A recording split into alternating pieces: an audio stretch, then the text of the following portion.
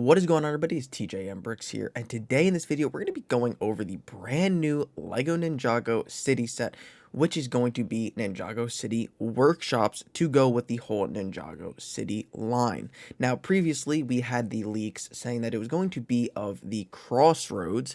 We now see that is not true, and we got the workshops, and I absolutely love it. So let's get right into deep diving this set and pulling a little bit of information what we have so far. So first off, this is going to retail at $250, coming out March 1st with the March wave, of course, and has 3,244 pieces. This set comes with 10 actual minifigures and 2 kind of side build mechs slash nutcracker, but 10 actual minifigures, which is a pretty solid number for $250. Now we'll get into the build in a second, but I kind of want to go over a couple things first. So this is a corner modular, or also kind of a reverse corner modular, which I think is pretty cool. There's a couple ways that you can display this and orient them with the other Ninjago City sets, but I want to talk about the price range first. So previously to this newest one we have Ninjago City Markets, which is the newest one, and then the one before that would be City Gardens. So City Markets retailed at $370, obviously a huge set, one of the biggest, or if not the biggest, LEGO Ninjago set we've got to date. Awesome set. Now, also in last year, we also got the Tournament Temple City, which is also at that $250 price range compared to the new one that we just got. But as far as the Ninjago City sets go, this is the cheapest one that we've got so far, which is nice to see. It's not too big, but it's also not super small, and it's a nice price range at $250. Obviously, they can't really go much smaller than that. It wouldn't really give them much room to work with piece-wise, and that's pretty hard to do with minifigures. But $250 is a nice range for people who want to get into the Ninjago City scene and get their first building. $250 is fairly reasonable. Comparing the brand new set that we got to like a Tournament Temple City or even a Temple of Air Jitsu that are all in that same type of price range, it looks incredible. It's very detailed. You have a lot going on, and honestly, in my opinion, looks way better than the Tournament Temple City. Now, obviously, comparing it to like City Docks and City Gardens and the City, I obviously don't think this one is better than all of those, but we're also working with a much smaller piece count and a much smaller budget on the set. So I think they did a very good job on that. And comparing it to like the Temple of Air Jitsu and Tournament Temple City, it blows them away. So that's very nice to see that they're catering to a lower budget. So getting into the actual workshop here, it obviously looks very good. It matches the same aesthetic as City Markets, kind of that like modern-ish vibe going on. It's very nice. I do love this look. It is modular, just like the markets, all those little markets. It's pretty similar to markets, just not, exactly like markets, but it fits very well.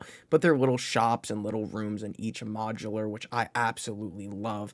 And basically what workshops is all based around is this mech that we get included. Now, a lot of people were clowning the mech and saying that they don't like the mech. Obviously, it's not a very detailed mech, but it's not really supposed to be. So I don't agree with everybody kind of hating on the mech. I think it's fine. I think it's obviously just a nice addition, and the whole set is based around it. They're all working on this big mech. Now, one thing I do like about the mech is it is customizable. So they actually include parts that make it so that you can customize the mech to your likings, which I think is really cool. Now, as I said, usually these sets are very detailed, and this one is extremely detailed. I mean, we have a lot going on. I love the architecture going on with the different Technic pieces to give them the different angles. We have a nice crane to help build the mech.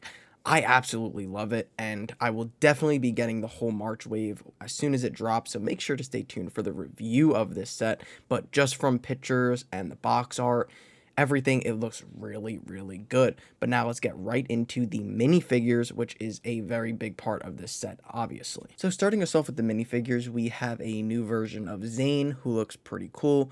We have Pixel, who is the Pixel that we got, I believe, in the last wave, so nothing new there. We have the Model Shop Owner, who looks pretty cool, just a normal filler minifigure. We have a Workshop Mechanic, same thing, just a nice little filler for the whole set. A Restaurant Worker, same thing, pretty cool. Next up, we have a Dragonoid Tourist, which we don't know what Dragonoid is yet, but that is obviously based off of the Season 3 for Dragons Rising, so very interested to see what that is.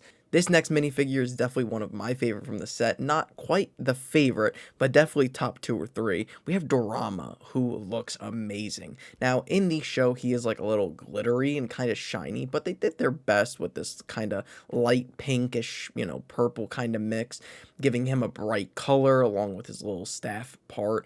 And then we also do have his little puppet mech, so it's pretty cool to get him in this set. It's kind of random, but I like it. It's a way to finally get him since we never got him, and they did a pretty good job with him as well. Next up, we have Dr. LaRoe, who is a very highly anticipated figure, so she is awesome to finally get.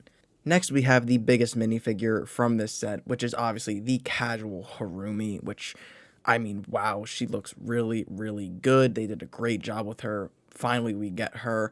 And man, they did a great job with her, in my opinion. I think they did everything correct on her, so very, very excited to get this minifigure in hand. Next, we have Twitchy Tim, which is another awesome minifigure to get. And then to go with Dorama, we have Dorama's puppet figure, which we saw in Dragons Rising Season 2, I believe, or Season 1, I don't remember. But obviously, those two go hand in hand, and that is awesome to get. We haven't gotten that before, obviously. They did a lot of things with this set that we never really got. A lot from older seasons, some from obviously Dragons Rising, so it's very interesting to see them jam-pack this set with all different things that we haven't gotten before. So it's really, really nice to see them finally doing that and throwing them in sets. Obviously, it's not cool that they are in much more expensive sets, but at the same time, it's the only time that they can really put these things in sets because of the price range, and so they're able to it's kind of hard to explain, but if they're smaller sets, they're obviously not going to make a set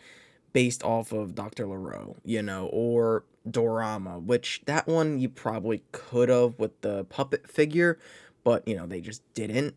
But so with sets like these, they're able to put in things that we've wanted in the past and actually get them in these bigger sets. So it's kind of a good and bad thing, it's not cool for people who might not have the budget for it, but it is nice to finally be getting these figures, and so that's all we can really ask for. But I'm very excited to get this set, and I hope you guys are too. Let me know what you guys think about this set, if it was better than you expected, worse than you expected, or if you're just neutral about it.